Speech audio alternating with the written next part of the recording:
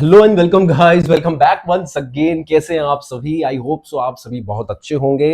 कैसी आपकी पढ़ाई चल रही है? ये फ्री ऑफ लेक्चर की क्लासेस, ये सेशन, आपका क्या फीडबैक है इसके रिगार्ड्स में? देखिए, डबल एंट्री सिस्टम के तीनों वीडियो अपलोड हो चुके हैं। आपने traditional approach and modern approach अच्छे से सीख लिए। बेसिक टर्मिनोलॉजी ऑफ अकाउंट्स की प्लेलिस्ट तैयार है, उसे भी आई होप मैं मानकर चलता हूं कि आपने पूरी तरह से अच्छे से समझ लिया है। अब हम चैप्टर नंबर 9 स्टार्ट करने हैं, जनरल एंट्री। मतलब कि अब हम जर्नल एंट्री करना सीखेंगे। देखिए, डबल एंट्री सिस्टम के फर्स्ट वीडियो के अंदर, दो वीडियो उसके लिए मैंने अपलोड किए हैं। फर्स्ट वीडियो के अंदर आपने जनरल एंट्री का कुछ पोर्शन सीखा था। अब कहानी को उससे आगे हम चलाएंगे, बढ़ाएंगे। पर जनरल के बारे में, जनरल बुक के बारे में, जनरल एंट्री के बारे में, क्या होती है जनरल बुक, थोड़ा सा ब्रीफ आइडिया लेकर आगे चलते हैं हमारे हैंड रिटन नोट्स के साथ बच्चों। ठीक है, तो यहां पर books of original entry is called general. इसे कहा जाता है books of original entry general. The books in which the transaction is recorded in very first time. सबसे पहले सोर्स डॉक्यूमेंट से जहां पर आप ट्रांजेक्शन्स को रिकॉर्ड करते हो, बिजनेस की ट्रांजेक्शन्स को रिकॉर्ड करते हो, उसे ही आप जनरल बुक कहते हैं, यानी कि बुक्स ऑफ ओरिजिनल एंट्री कहते हैं। अब देखिए, बिजनेस के साइज पर डिपेंड करता है। इससे पहले आपको यह जानना जरूरी है कि सोर्स डॉक्यूमेंट क्या होते हैं। सोर्स डॉक्यूमेंट मतलब, देखो बच्चों, जब बिजनेस में गुड्स खरीदे गए होंगे तो किसी पार्टी से गुड्स खरीदे होंगे, उसने इनवॉइस बनाई होगी, तो इनवॉइस वहां पर सोर्स डॉक्यूमेंट है। ठीक है, यदि आपने ट्रांजेक्शन कैश करी है तो कैश मेमो उसने दिया होगा। आई बात समझ में? वो एक सोर्स डॉक्यूमेंट है। ठीक है, यदि हमने गुड्स को सेल किया है तो हमने सेल्स इनवॉइस रेज करी होगी डेटर के नाम, वो हमारा एक सोर्स डॉक्यूमेंट है, एविडेंस है। आई बात समझ में? यदि हमने कैश सेल करी है तो कैश मेमो होगा। तो बहुत सारे सोर्स डॉक्यूमेंट होते हैं। थियोरेटिकल चैप्टर है, छोटा सा 15 मिनट का, उसको मैं पढ़ा दूंगा बाद में। पर आप बस इतना याद रखिए, मुनीम जी ट्रांजेक्शन्स को जब रिकॉर्ड करते हैं, या बिजनेस में जो ट्रांजेक्शन्स रिकॉर्ड होती है, वो सोर्स डॉक्यूमेंट के बेसिस पर होती है, और उसी सोर्स डॉक्यूमेंट के बेसिस पर ही हम जनरल बुक के अंदर जनरल एंट्री करते हैं। आई बात समझ में? ठीक है, हर ट्रांजेक्शन का कुछ ना कुछ एविडेंस होता है, उसे ही सोर्स डॉक्यूमेंट कहते हैं। इसके एग्जाम्पल है invoice, cash memo, sales invoice, purchase invoice etcetera. Bills भी इसका एक एग्जांपल है। तो बच्चों, जनरल एंट्री के लिए बनाई जाती है जनरल बुक। अब बिजनेस के साइज पर ये डिपेंड करती है। आई बात समझ में? यदि आपके बिजनेस का साइज छोटा है, मतलब छोटा बिजनेस है, छोटा मोटा बिजनेस है, ज्यादा बड़ी ट्रांजेक्शन्स आपके बिजनेस में नहीं होती है, तो जिस बुक में एंट्री की जाती है वो कहलाती है जनरल बुक। आई बात समझ में? तो जनरल एंट्री करते हैं हम जिस बुक के अंदर, बताओ कमेंट कर उसको क्या बोलते हैं? जनरल बुक बोलते हैं मेरे बच्चों। पर यदि आपके बिजनेस का साइज बहुत बड़ा है, कहने का मतलब रिलायंस की तरह है आपका बिजनेस, बहुत बड़ा बिजनेस है, न्यूमरस ट्रांजेक्शन है, हजारों लाखों ट्रांजेक्शन आपके बिजनेस में हो रही है सर, ठीक है, तो जनरल के अंदर एंट्री करने से काम नहीं चलेगा। या लाखों ट्रांजेक्शन आप एक ही बुक के अंदर एंट्री कर दोगे तो उसका साइज लेंथ बहुत ज्यादा बड़ा हो जाएगा, और उसे कंसाइज करने में, उसको समराइज करने में बहुत ज्यादा समय लग जाएगा बिजनेस का। आई बात समझ में? तो बच्चों, यहां पर क्या करते हैं, ट्रांजेक्शन्स को कैटेगराइज कर देते हैं। क्या करते हैं बच्चों? ट्रांजेक्शन्स को कैटेगराइज कर देते हैं। आई मस्ट से जनरल को सब डिवाइड कर दिया जाता है into the number of sub journals known as special purpose subsidiary books. अब इन्हें स्पेशल पर्पस सब्सिडरी बुक्स कहा जाता है, या books of original entry. Simple भाषा में यदि मैं आपको बात कहूं, तो यदि बिजनेस छोटा है तो एक ही बुक में एंट्री कर लीजिए जनरल, जनरल एंट्री एक ही बुक में कर लीजिए जनरल बुक के अंदर। यार, यदि बिजनेस बड़ा हो गया ना, आपका बिजनेस थोड़ा सा बड़ा हो गया, तो फिर अलग अलग ट्रांजेक्शन्स की एंट्री अलग अलग बुक के अंदर की जाएगी। उन सभी बुक को बुक्स ऑफ ओरिजिनल एंट्री आप कहेंगे। जैसे कि इन्होंने कैटेगराइज कर दिया कि यदि आप बिजनेस में कैश ट्रांजेक्शन कर रहे हैं, या तो पैसा आया या फिर गया, तो आप कैश बुक के अंदर उसे रिकॉर्ड कर लीजिए। यदि क्रेडिट परचेज कर रहे हैं, गुड्स सप्लायर से उधारी पर खरीदे गए हैं, तो आप एक बुक है जिसके अंदर एंट्री कर लीजिए परचेज बुक। ये सब बुक्स भी सब्सिडरी बुक्स कहलाएंगी। सब्सिडरी इसलिए कहा जाता है इन्हें क्योंकि ये जनरल बुक को सपोर्ट प्रोवाइड करती है, मतलब जनरल बुक की लेंथ को मैनेज करने में सपोर्ट करती हैं। सभी ट्रांजेक्शन जनरल बुक में ना रिकॉर्ड कर स्पेसिफिक ट्रांजेक्शन जनरल बुक की सपोर्ट बुक्स में कर दी जाए, ऐसा इनका मानना है। मतलब हमारा बिजनेस बड़ा है तो हम एक ही बुक मेंटेन ना करें, हम 10 बुक मेंटेन करेंगे, अलग अलग स्पेसिफिक ट्रांजेक्शंस के लिए अलग अलग बुक मेंटेन करेंगे, ताकि हमें समराइज करना, इंटरप्रेट करना, उन्हें एनालिसिस करना, स्पेसिफिक ट्रांजेक्शंस के बारे में नेट रिजल्ट्स को जानना आसान हो जाए। आई बात समझ में? क्रेडिट सेल्स के लिए हम अलग से बुक बनाते हैं, सेल्स बुक। ये हमारे सिलेबस के अलग अलग चैप्टर है। कैश बुक अलग से पढ़नी है हमें, परचेज बुक पढ़नी है, सेल्स बुक पढ़नी है बच्चों, परचेज रिटर्न बुक पढ़नी है, सेल्स रिटर्न बुक पढ़नी है। तो परचेज रिटर्न से related transaction purchase return book में, सेल्स रिटर्न से related transaction sales return book में।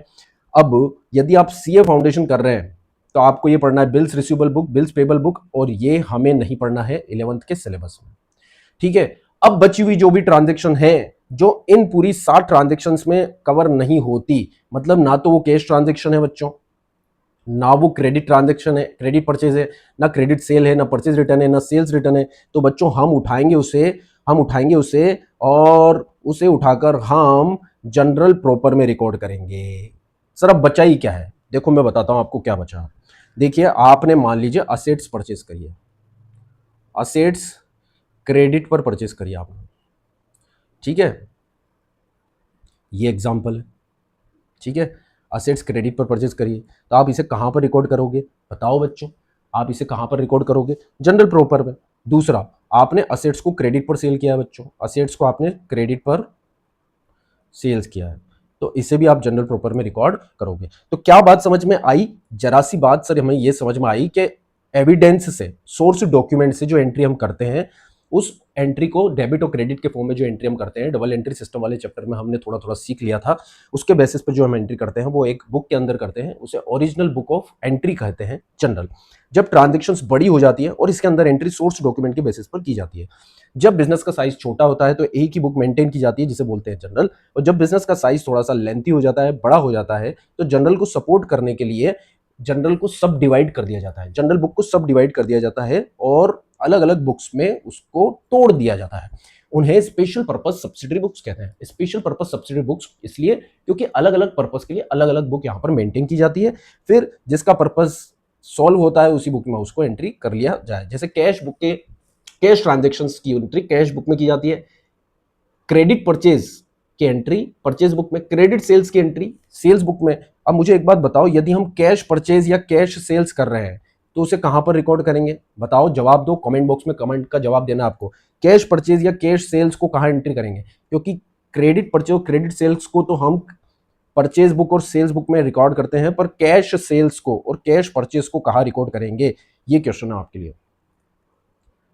कैश परचेज आपको कहां रिकॉर्ड करना है, इसका जवाब आपको देना है, कमेंट करना है, ठीक है, बताइए।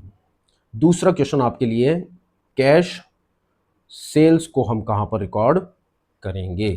ये आपके लिए क्वेश्चन है, होमवर्क है, ठीक है, आपको थोड़ा सा काम करना है।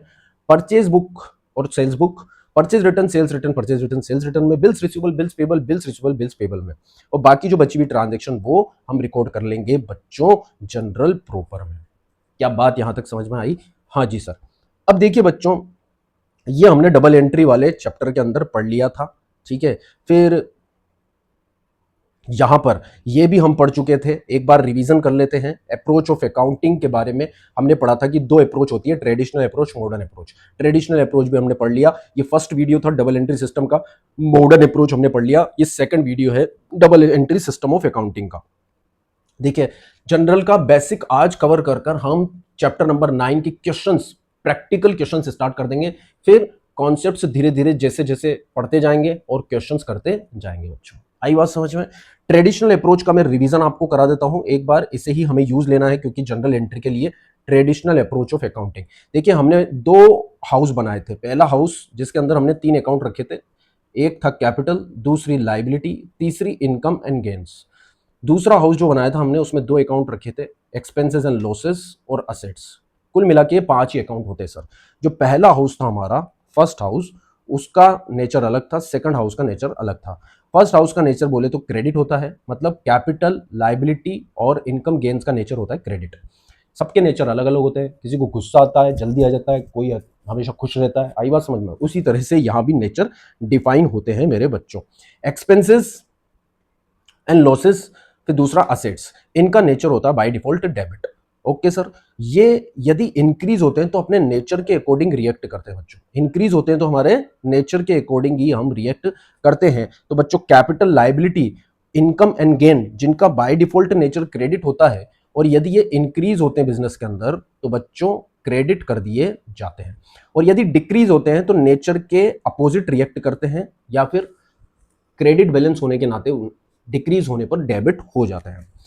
एक्सपेंसेस एंड लॉसेस, असेट्स का बाय डिफॉल्ट नेचर डेबिट होता है, इंक्रीज होंगे तो नेचर के अकॉर्डिंगली रिएक्ट करेंगे, डेबिट होंगे, और डिक्रीज होंगे तो क्रेडिट कर दिए जाएंगे। अब देखिए, जनरल एंट्री करना भी हमने सीखा था। आई बात समझ में? ट्रांजेक्शन्स को सबसे पहले हमने आइडेंटिफाई करना है। स्टार्टेड बिजनेस विद कैश, तो 5 अकाउंट में से कोई 2 हमें ढूंढने हैं, ओनर के द्वारा जो पैसा लगाया जाता है उसे कैपिटल बोलते हैं, और बिजनेस में कैश भी बढ़ रहा है जो कि एक असेट है। कैपिटल का बाय डिफॉल्ट नेचर आपको लिख देना है पहले क्रेडिट, असेट्स का बाय डिफॉल्ट नेचर होता है डेबिट। अब देखिए कैपिटल इंक्रीज हो रही है बिजनेस में क्योंकि ओनर पैसा लगा रहा है, तो बिजनेस की हम ट्रांजेक्शन कर रहे हैं, ओनर की नहीं कर रहे हैं, इसलिए क्रेडिट होगी और कैपिटल अकाउंट क्रेडिट कर दिया जाएगा। ट्रांजेक्शन्स को उसके नाम से हम क्रेडिट करेंगे, कैपिटल को हम कैपिटल के नाम से ही क्रेडिट करेंगे, डिक्रीज यहां पर नहीं हो रही है, छोड़ देंगे। फिर कैश का नेचर बाय डिफॉल्ट डेबिट होता है, और बच्चों बिजनेस में कैश के फॉर्म में कैपिटल लग रही है तो हम जानते हैं कैश इंक्रीज हो रहा है, असेट इंक्रीज होती है तब उसे डेबिट करते हैं, इसलिए कैश अकाउंट हम डेबिट कर लेंगे। ये चीजें हम सीख चुके हैं डबल एंट्री सिस्टम के फर्स्ट वीडियो में। यदि और डिटेल में आपको जानना है तो पहला वीडियो आप जरूर से देखिए, वापस से यहाँ पर लौट कर आइए। तो कैश अकाउंट डेबिट करना है, कैसे रिकॉर्ड करना था हमने बताया था, कैश अकाउंट फिर डेबिट का साइन बिल्कुल यहां पर फॉर्मेट के एलएफ की बाउंड्री के बिल्कुल पास, फिर हमें स्पेस छोड़ना बच्चों, 1 2 3 यहां पर बच्चे ने स्पेस छोड़ा है, फिर 2 लिखना है, 2 का मतलब है क्रेडिट, 2 का मतलब ही क्रेडिट है जिसे आप क्रेडिट कर रहे हैं, फिर जिस अकाउंट को हमने क्रेडिट किया है वो लिख दिया जाएगा, डेबिट कॉलम में डेबिट का अमाउंट और क्रेडिट कॉलम में क्रेडिट का अमाउंट लिख दिया जाएगा, फिर नरेशन लिख दी जाएगी, यहां से यहां तक एक लाइन खींच दी जाएगी। फिर ये हमने दूसरी ट्रांजेक्शन देखी थी, ठीक है, फिर हमने तीसरी ट्रांजेक्शन देखी थी, फिर हमने आगे आज की क्लास हमें अब स्टार्ट करनी है, ये है सर जनरल की मेन अवधारणा जिसे हमें सीखना है। सबसे पहले आइडेंटिफिकेशन ऑफ ट्रांजेक्शन हमें सीखना है। क्या सीखना है बच्चों? हमें ट्रांजेक्शन्स को आइडेंटिफाई करना, आइडेंटिफाई द ट्रांजेक्शन, ट्रांजेक्शन्स को हमें जानना है, पहले रिकॉर्ड करने से पहले ट्रांजेक्शन को जानना है कि ट्रांजेक्शन जो है वो कैश है या फिर ट्रांजेक्शन बच्चों क्रेडिट है, इसी पर निर्भर करता है सब कुछ, ट्रांजेक्शन कैश है या फिर क्रेडिट। आई बात समझ में? जब तक आप ये पता नहीं लगा पाएंगे कि ट्रांजेक्शन कैश या क्रेडिट, आप उसको सही से रिकॉर्ड नहीं कर सकते, ठीक है, क्योंकि बच्चों यदि ट्रांजेक्शन क्रेडिट है तो उस पर पर्सनल अकाउंट का रूल लगेगा, ठीक है, पर्सनल अकाउंट का रूल, सारे वीडियो आपको देखना कंपलसरी है, डबल एंट्री के दोनों वीडियो देखना कंपलसरी है, तभी ये तीसरा वीडियो समझ में आएगा। पर्सनल अकाउंट का रूल मॉडर्न अप्रोच में मैंने बताया था, पर्सनल अकाउंट का रूल तभी लगता है जब ट्रांजेक्शन होती है उधारी की, ठीक है, ट्रांजेक्शन यदि नगद करिए आपने तो फिर ट्रांजेक्शन पर पर्सनल अकाउंट का रूल नहीं लगेगा, नगद ट्रांजेक्शन पे तो कैश अकाउंट का रूल लगेगा, क्रेडिट कैश ट्रांजेक्शन उसे कहा जाएगा। तो ये जानना जरूरी है कि ट्रांजेक्शन कैश या क्रेडिट, ट्रांजेक्शन को पढ़ने से पता लगेगा कि वो ट्रांजेक्शन कैश या क्रेडिट। देखिए क्या लिखा है बिफोर रिकॉर्डिंग,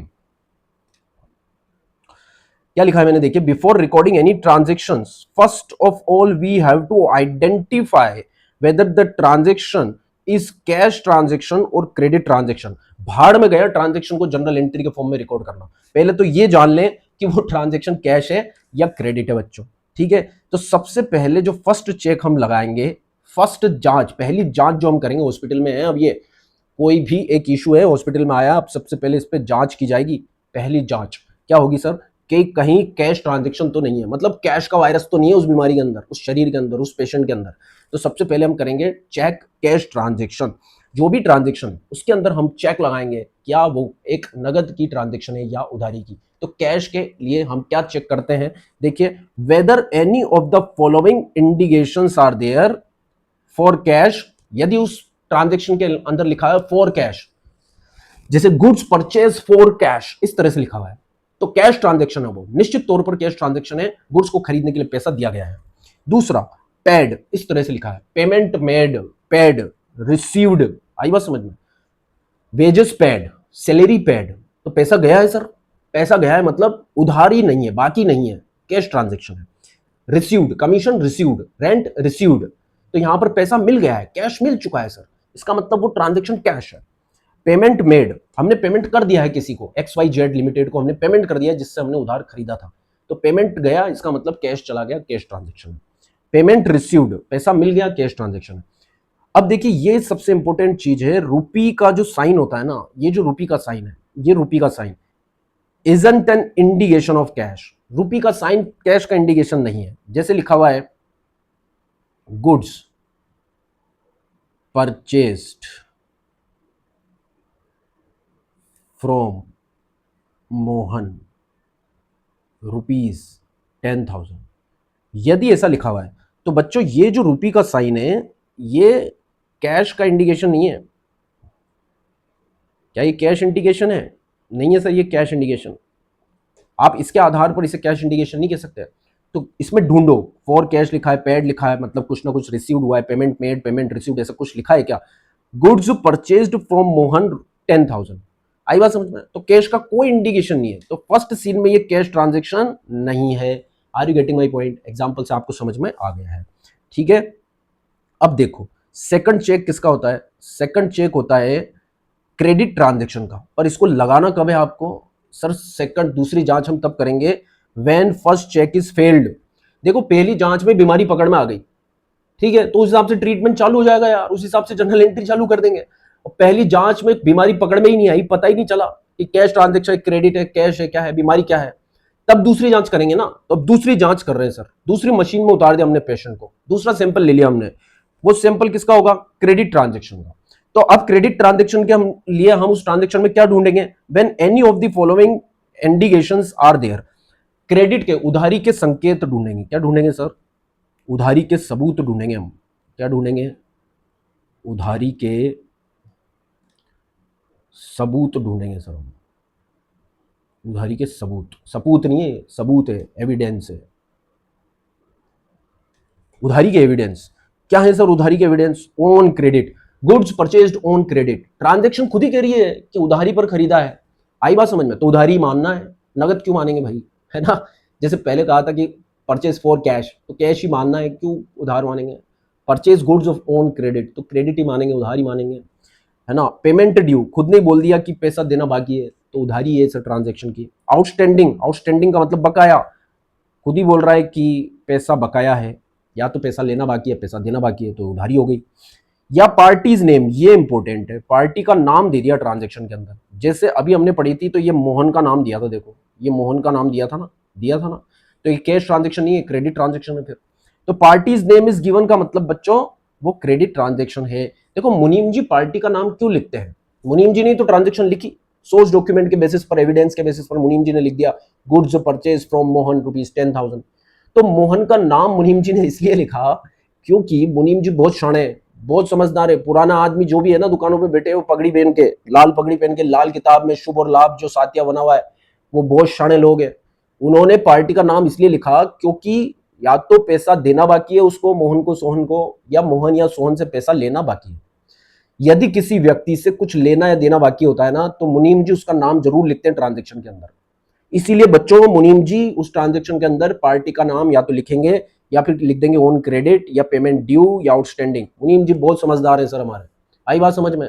क्रेडिट के इंडिकेशन कुछ ना कुछ तो देंगे देंगे वो, यदि नहीं दिए तो पार्टी का नाम जरूर देंगे। आई बात समझ में? ठीक है, तो वो फिर क्रेडिट ट्रांजेक्शन मानी जाएगी। तो यदि सेकंड चेक पास हो जाता है तो transaction will be the credit transaction. और फिर पर्सनल अकाउंट का रूल मॉडर्न अप्रोच के हिसाब से उस पर लगा देंगे। पर्सनल अकाउंट का रूल क्या कहता है? पर्सनल अकाउंट का रूल मॉडर्न अप्रोच के हिसाब से क्या कहता है? मॉडर्न अप्रोच के हिसाब से क्या कहता है भैया, कि डेबिट कर दो रिसीवर को फ्रॉम बिजनेस। ये सेकंड वीडियो में पढ़ा हमने, ठीक है, मत टेंशन लेना इसकी यदि नहीं भी पढ़ा तो। और क्रेडिट कर दो गिवर टू द बिजनेस को। शानदार नोट दिए थे मैंने, पोस्टर नोट्स बेहतरीन कलरफुल, आपने उसका वो होना चाहिए प्रिंट आउट ले लिया हो मुझसे। आई बात समझ में? गिवर टू द बिजनेस को आप क्या कर दो? क्रेडिट कर दो। रिसीवर फ्रॉम बिजनेस को तो डेबिट कर दो और गिवर को क्रेडिट कर दो। पर तुम हेडक ही मत पालो, मैं तुमसे तो मॉडर्न अप्रोच की बात ही नहीं करता, मैं तो ट्रेडिशनल अप्रोच की बात करता हूँ सर। ठीक है, मैं ट्रेडिशनल अप्रोच की बात करता हूँ। इस बच्चे ने लिखा भी था, यहाँ पर गायब हो गया, मैं आपको वापस लिख देता हूँ कि ट्रेडिशनल अप्रोच से चलो तुम तो। ट्रेडिशनल अप्रोच क्या कहती है पता है आपको? ट्रेडिशनल अप्रोच ये कहती है कि दो बातें हो सकती है उधारी में। ठीक है, कितनी बातें हो सकती है? दो बातें। पहली पहली क्या हो सकती है कि या तो पैसा लेना बाकी है, ठीक है, ट्रांजैक्शन हुई है तो या तो पैसा लेना बाकी है, मतलब पैसा मिलेगा सर, या फिर पैसा देना बाकी है। पैसा कब देना बाकी होगा? जब हमने क्रेडिट पर परचेस किया होगा, है ना? क्रेडिट पर परचेस किया होगा तभी तो पैसा देना बाकी होगा। आई बात समझ में, है ना? या फिर हमने या फिर हमने क्या लिया होगा? लोन लिया होगा, ठीक है, तभी पैसा देना बाकी होगा। और पैसा देना बाकी है तो ये बच्चों हमारी लायबिलिटी है, ये हम जानते हैं, ठीक है। मॉडर्न अप्रोच में हमने 5 अकाउंट पढ़े हैं, उसमें से एक यहां पर ट्रिगर हो गया, देखो liability. Assets, expenses and losses 2 हो गए, 3 एक हाउस में थे, याद करो, कैपिटल, इनकम एंड लायबिलिटी। तो उसमें से ये ट्रिगर हो गया लायबिलिटी। पैसा देना बाकी यदि किसी को किसी क्रेडिट ट्रांजैक्शन के कारण, किसी क्रेडिट परचेज के कारण या लोन लिए जाने के कारण किसी व्यक्ति को हमें पैसा देना बाकी है, तो हमारे बिजनेस में क्या बढ़ रही है बच्चों? बोलो मेरे प्यारे प्यारे बच्चों, हमारे बिजनेस की सर लायबिलिटी इंक्रीज हो रही है। क्या हो रही है? लायबिलिटी इंक्रीज हो रही है। बच्चों लायबिलिटी बढ़ती है तब क्या करते हैं? लायबिलिटी का बाय डिफॉल्ट नेचर क्या होता है? क्रेडिट होता है। लायबिलिटी के साइड कैपिटल और इनकम का भी नेचर क्रेडिट ही होता है, तो बढ़ेगी तब क्या होगी? लायबिलिटी क्रेडिट होगी। यस और नो? लायबिलिटी क्रेडिट हो जाएगी। आई बात समझ में? ठीक है। अब देखो, यदि कोई ट्रांजैक्शन है और ट्रेडिशनल अप्रोच कहती है कि उसके हिसाब से आपको पैसा देना नहीं है, पैसा लेना बाकी है। लेना है, जैसे कि आपने, एग्जाम्पल ले रहा हूं मैं आपके लिए, क्रेडिट सेल करिए आपने। क्या करिए? क्रेडिट सेल ऑफ गुड्स, माल उधारी पर बेच दिया आपने, तो पैसा लेना बाकी है, ठीक है, आया नहीं है पैसा, ठीक है। या फिर लोन गिवन, लोन दे दिया आपने किसी को, उसका भी पैसा लेना बाकी है आपको। तो पैसा यदि लेना बाकी है बच्चों, क्योंकि देना बाकी था तब लायबिलिटी बढ़ी थी, अब लेना बाकी है तो बच्चों असेट बढ़ेगी, ठीक है। यदि किसी व्यक्ति से हमें पैसा लेना है तो वो हमारी असेट है, ठीक है। और यदि गुड्स बेचा है उसके रेस्पेक्ट में असेट्स क्रिएट हुई है तो वो हमारा डेटर है। क्या है बच्चों? वो हमारा है डेटर। और डेटर एक असेट है, और कौन सी असेट है? करंट असेट है। आई बात समझ में? तो यहां पर असेट हो रही है इंक्रीज, और असेट इंक्रीज होती है तब उसको डेबिट करते हैं। आई होप सो बात समझ में आ गई होगी। हाँ जी, ये बात समझ में आई। तो पर्सनल अकाउंट का रूल लगता कब है? पर्सनल अकाउंट का रूल सर तब लगता है जब ट्रांजैक्शन रही हो क्रेडिट। क्रेडिट ट्रांजैक्शन पे पर्सनल अकाउंट का रूल लग जाता है, और हम लगाएंगे ट्रेडिशनल अप्रोच। ट्रेडिशनल अप्रोच ये कहती है कि या तो पैसा लेना बाकी है या फिर पैसा देना बाकी है। यदि हमें पैसा देना बाकी है, या तो क्रेडिट परचेस के कारण या फिर लोन लिए जाने के कारण, तो हमारे बिजनेस की लायबिलिटी इंक्रीज हो रही है और उस लायबिलिटी को हम कर देंगे क्रेडिट। आई बात समझ में? और या फिर पैसा लेना बाकी है, यदि पैसा लेना बाकी है तो या तो हमने उधार बेचा है या फिर लोन दिया है। लेना बाकी है तो वो हमारी असेट है। भाई देना बाकी था तो लायबिलिटी थी, अब लेना है किसी से तो असेट है यार, सिंपल सी बात है। असेट बढ़ रही है, असेट बढ़ रही है तो डेबिट कर देंगे। आई बात समझ में? अब देखो सर, यदि पैसा मिल गया, इस दशा में बात कर रहा हूं मैं आपसे, इस दशा में यदि सर आपने कहा पैसा लेना बाकी है, और यदि पैसा मिल गया, अभी एग्जांपल लेंगे भरपूर, आई बात समझ में, तो असेट क्या हो जाएगी? डिक्रीज हो जाएगी, और उसको क्रेडिट कर देंगे क्लोज करके, ठीक है।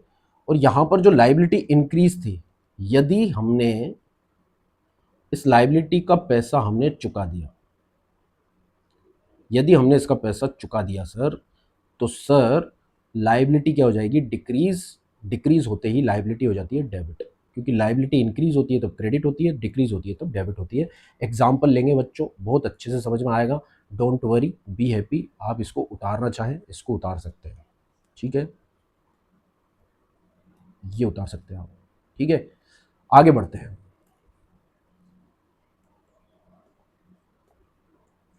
आगे है थर्ड चेक। अब देखिए थर्ड चेक लगेगा कब? पहली जांच में बीमारी पकड़ में नहीं आई सर, दूसरी जांच में भी बीमारी कब पता ही नहीं चला। फर्स्ट जांच करी, कैश के कोई इंडिकेशन नहीं मिले। दूसरी जांच करी, क्रेडिट के इंडिकेशन भी नहीं मिले, पार्टी का नाम भी नहीं मिला। तो ना तो कैश कह पा रहा हूं, ना क्रेडिट कह पा रहा हूं, ना तो गले से निगल पा रहा हूं अंदर, ना उगल पा रहा हूं। क्या करें? करें तो क्या करें? ट्रांजेक्शन तो हुई है, रिकॉर्ड तो करनी पड़ेगी, क्या करें सर? दिक्कत है। तो सर थर्ड चेक ये कहता है कि आप ऐसा करो कि उसे कैश ट्रांजैक्शन मान लो, आप मान लो उसे कि कैश ट्रांजैक्शन है। आई बात समझ में? ठीक है, तो applicable when first and second check is failed, तो ट्रांजेक्शन को हम मान लेंगे deemed to be the cash transaction, deemed to be the cash transaction, उसको कैश ट्रांजेक्शन मान के रिकॉर्ड कर लेंगे। जैसे कि ये एग्जांपल लिया है सर, बेहतरीन एग्जांपल है, गुड्स परचेज ₹5,000, तो रूपी तो कोई इंडिकेशन नहीं है कैश का, क्रेडिट का, तो यहां पर कैश के इंडिकेशन भी नहीं है, क्रेडिट के इंडिकेशन भी नहीं है, उधारी का कोई संकेत यहां पर लिखा हुआ नहीं है, ना यहाँ पर पार्टी का नाम लिखा हुआ है, ना उधारी पर, ना ऑन क्रेडिट या ऐसा कुछ शब्द नहीं मिल रहा। देखो ये कैश और क्रेडिट के इंडिकेशन है, एक बार देख लो आप, ये क्रेडिट के इंडिकेशन है, क्या आपको उसमें उधारी के कहीं संकेत दिखाई दे रहे हैं? ये देखो आप, क्रेडिट के इंडिकेशन क्या है? ऑन क्रेडिट है, पेमेंट ड्यू है, आउटस्टैंडिंग है, पार्टीज नेम है, नहीं है सर। फिर इसके बाद कैश के इंडिकेशन देखो सर, कैश के इंडिकेशन में भी paid for cash, received, payment made, payment received, है ना, ये कुछ भी मौजूद नहीं है। तो हम क्या माने इसको, इस ट्रांजेक्शन को हमें मानना पड़ेगा कैश ट्रांजेक्शन, और फिर उसके अकॉर्डिंगली हम इसको रिकॉर्ड करेंगे। ये मान लिया हमने कैश ट्रांजेक्शन। आई बात समझ में? ठीक है, अब इसके अंदर दो एस्पेक्ट, एक तो हो गया कैश, क्योंकि ये ट्रांजेक्शन ही कैश है। आई बात समझ में? अब हमने खरीदा है, गुड्स को खरीदा है 5,000 का, तो बच्चों यदि आपने इसको कैश ट्रांजेक्शन मान लिया, मुझे एक बात बताओ, 5,000 का हमने गुड्स खरीदा है और हमने मान लिया कैश ट्रांजेक्शन, तो कैश तो एक असेट है, और असेट क्या हो रही है यहां पर, कम, तो हो जाएगी क्रेडिट, क्योंकि बाय डिफॉल्ट कैश का नेचर क्या होता है, डेबिट होता है। असेट्स के नेचर क्या होते हैं बच्चों, डेबिट होते हैं। बढ़ेगी तब डेबिट होगी, कम होगी तब क्रेडिट होगी। इसीलिए चूंकि हम पेमेंट कर रहे हैं इसका, हमने माना है कि पैसा गया है, हमने माना है कि ये ट्रांजेक्शन कैश है, इसमें पैसा गया है, तो असेट कम हो रही है, कम होने के नाते हमको इसे क्रेडिट करना पड़ेगा, क्योंकि इसका बाय डिफॉल्ट नेचर डेबिट होता है। ये बढ़ती तो डेबिट होती, कम होती है तब क्रेडिट होती है। एक एस्पेक्ट तो हमें समझ में आ गया कि कैश अकाउंट क्रेडिट होगा। ये देखो टू कैश अकाउंट, ये क्रेडिट में लिख दिया इन्होंने, यहाँ क्रेडिट आएगा, बच्चे ने गलत लिख दिया, यहाँ डेबिट आएगा। ठीक है, तो एक एस्पेक्ट तो क्लियर हो गया, टू कैश अकाउंट। अब दूसरा एस्पेक्ट देखो, purchase goods, goods purchase, purchased, purchase goods को हम बोलते हैं अकाउंट्स में परचेज, मतलब परचेज की जो टर्मिनोलॉजी है एज ए रेवेन्यू एक्सपेंस, यदि बात की जाए तो ये हमारा रेवेन्यू एक्सपेंस, बार बार होने वाला रेकरिंग एक्सपेंस है। बिजनेस में बार बार होता है, साल में कई बार होता है, और रेकरिंग एक अकाउंटिंग ईयर में इसका बेनिफिट कंज्यूम हो जाता है। कहने का मतलब हम उसी अकाउंटिंग ईयर में जिसमें हमने गुड्स खरीदा है, उसी अकाउंटिंग ईयर में उसे बेचने का इंटेंशन रखते हैं। हमारा इरादा ये था कि इसी साल हम इसे बेच देंगे और रेवेन्यू में कन्वर्ट कर देंगे। ठीक है, तो बच्चों परचेज एक रेवेन्यू एक्सपेंस है। आई बात समझ में? एक्सपेंस का भी बाय डिफॉल्ट नेचर क्या होता है, डेबिट। और बच्चों खर्चा बिजनेस में, मुझे एक बार बताओ, खर्चा बढ़ा कि कम हुआ? खर्चा बढ़ गया ना, खर्चा बढ़ गया, इंक्रीज हो गया। देखो परचेज गुड्स, आई बात समझ में? पैसा भले उससे चला गया पर खर्चा तो बढ़ा। अरे भाई मुझे एक बात बताओ, तुम्हारे घर के अंदर जो परचूनी का सामान आया, 5,000 का खरीद कर लेकर आया, तो मुझे एक बात बताओ, घर का खर्चा बढ़ा कि नहीं बढ़ा? खर्चा बढ़ा ना, पैसा तो गया कैश, पर खर्चा तो बढ़ा ना। ठीक है, तो एक्सपेंस यदि बढ़ते हैं बच्चों तो डेबिट कर दिए जाते हैं। ठीक है, और गुड्स को परचेज करने से संबंधित खर्चे को हम बोलते हैं परचेज अकाउंट, ये याद रखना। ठीक है, परचेज अकाउंट टर्म को हम केवल गुड्स को खरीदने के रेस्पेक्ट में ही यूज लेते हैं। Are you getting my point? Purchase नामक टर्मिनोलॉजी को यूज गुड्स को खरीदने के रेस्पेक्ट में ही किया जाता है, इसलिए यहाँ पर परचेज अकाउंट डेबिट हो जाएगा। बच्चे बहुत सारे क्या करते हैं यहाँ पर जो बच्चे नौसी के होते हैं, बीच में क्लास ज्वाइन करते हैं या फिर बेसिक्स कवर नहीं करते, जैसे मैंने 3-4 वीडियो बेसिक टर्मिनोलॉजी के डाल दिए, एक इंट्रोडक्शन का डाल दिया, इंट्रोडक्शन ऑफ अकाउंटिंग का, है ना, 2 वीडियो डबल एंट्री सिस्टम के डाल दिए, तो ये 6-7 वीडियो जिसने नहीं देखे डायरेक्ट ये देखना चालू कर दिया, तो वो यहाँ पर कहेगा कि गुड्स को डेबिट करो, परचेस को डेबिट क्यों नहीं कर रहे हो, परचेस की जगह गुड्स डेबिट क्यों नहीं कर रहे हो? अरे भाई गुड्स को खरीदने से होने वाले खर्चे को अकाउंट्स में परचेज बोलते हैं, और खर्चा बढ़ता है तब डेबिट करते हैं, इसलिए परचेज अकाउंट डेबिट होगा सर। आई बात समझ में? गुड्स अकाउंट डेबिट नहीं होगा। Are you getting my point? और टू क्रेडिट हो जाएगा कैश अकाउंट। ट्रांजेक्शन की नरेशन लिखनी है, being goods purchase for cash, और लाइन यहां से यहां तक करनी है, यहां पूरी लाइन नहीं खींचनी है, ये नहीं खींचना इसे। आई बात समझ में? जब तक पूरी जनरल एंट्री कंप्लीट ना हो जाए यहां पर लाइन नहीं खींची जाएगी। आगे बढ़ते हैं बच्चों, और एग्जांपल ले लेते हैं सर। ये देखो, goods purchase from Ram ₹12,000 on 1 अप्रैल 2016। तो इसके अंदर अब दो एस्पेक्ट आपको जवाब देने हैं, बताओ पहला एस्पेक्ट और दूसरा एस्पेक्ट आइडेंटिफाई करो सर। हाँ जी,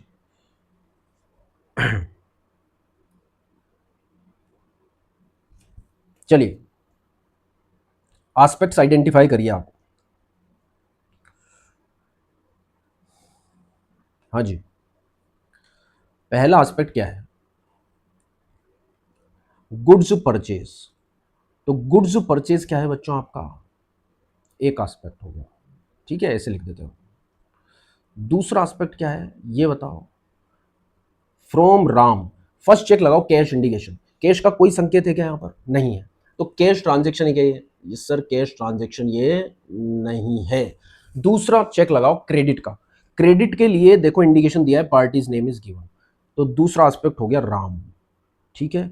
और राम का नाम क्यों आया? क्योंकि ट्रांजेक्शन क्या है? क्रेडिट है। क्रेडिट का मतलब है ट्रांजेक्शन उधारी की है, उधारी की है।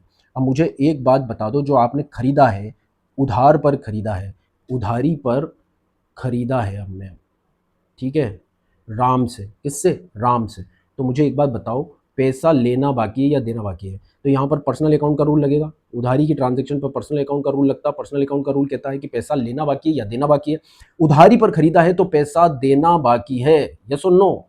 बिल्कुल सिंपल शब्दों में पैसा देना बाकी है। पैसा देना बाकी है मतलब हमारे बिजनेस की क्या है ये?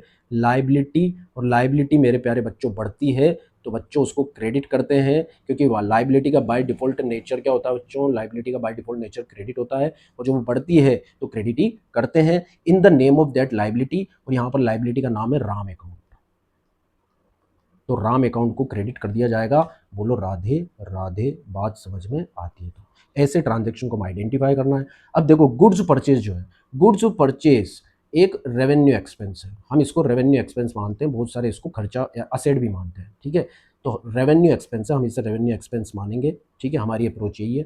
और खर्चा यहाँ पर बढ़ रहा है, खर्चा बढ़ रहा है तो उसे डेबिट करेंगे, क्योंकि रेवेन्यू एक्सपेंस का बाय डिफॉल्ट नेचर जो होता है वो क्या होता है बच्चों? डेबिट होता है। Expenses are debited. और यदि बढ़ेगा तो डेबिट करेंगे। बट इन दी नेम, उस खर्चे का नाम क्या होगा? उसका नामकरण क्या होगा सर? गुड्स को खरीदने से संबंधित खर्चे को हम बोलते हैं परचेज। बोल राधे राधे, बात समझ में आती है? Purchase account. तो परचेज अकाउंट तो डेबिट हो जाएगा बच्चों, और राम अकाउंट क्रेडिट हो जाएगा। ये ट्रांजेक्शन हम रिकॉर्ड कर देंगे। आई होप सो बात समझ में आ गई। इसको नोट कर लो आप, ठीक है। अब ये देखो हमने रिकॉर्ड कर दिया इसको। इसी तरीके से ये एस्पेक्ट्स हमने आइडेंटिफाई करे क्लास में हमारी, ठीक है। बच्चे ने भी आइडेंटिफाई किए, इसको क्रेडिट ट्रांजेक्शन बोला। राम एक क्रेडिटर भी है ना, ठीक है। लाइबिलिटी यहाँ पर इंक्रीज हो रही है इसलिए क्रेडिट कर दिया, राम अकाउंट को इसने क्रेडिट कर दिया, ठीक है। गुड्स परचेज से संबंधित खर्चा है परचेज, रेवेन्यू एक्सपेंस है। एक्सपेंस बढ़ते हैं तो उसको डेबिट करते हैं, और यहाँ पर परचेज अकाउंट डेबिट हो जाएगा। तो देखिए इन्होंने डेट के कॉलम में डेट लिख दी है, पर्टिकुलर के कॉलम में ट्रांजेक्शन लिए, परचेज अकाउंट डेबिट, और यहाँ स्पेस छोड़ा है, फिर to Ram account. Debit column में 12,000, क्रेडिट कॉलम में 12,000, being goods purchase on credit. क्या बात समझ में आती है सर? यदि यहाँ तक बात समझ में आती है तो फिर आगे क्लास में और एग्जाम्पल हम करेंगे कल की क्लास में, ठीक है। और कल की क्लास में ही मोस्ट प्रोबेबली हम फर्स्ट क्वेश्चन डीके गोयल का प्रैक्टिकल क्वेश्चन स्टार्ट कर देंगे कल से। मिलते हैं कल की क्लास में। If you do not yet subscribe then please do subscribe, press the bell icon. Comment कर जरूर से जाना है, कंपलसरी है, दोस्तों के साथ शेयर कर देना है, क्योंकि ये फ्री वीडियो की सीरीज, ये फ्री डीके गोयल 2016-2017 हम पूरी कराने जा रहे हैं। इस सेशन को साथ में फ्री में कंप्लीट करेंगे। अब ज़्यादा पैसा खर्च करने की ज़रूरत नहीं है। अच्छे मार्क्स फ्री ऑफ क्लास जो हमारे चैनल पर प्रोवाइड की जा रही है फ्री ऑफ कॉस्ट, उसी से हम लेकर आएंगे, ये हमारा कमिटमेंट है, ठीक है। तो बच्चों पढ़ते रहिए, आगे बढ़ते रहिए, सबको पढ़ाते रहिए, सबको बढ़ाते रहिए। Thank you, take care, bye bye, Radhe Radhe.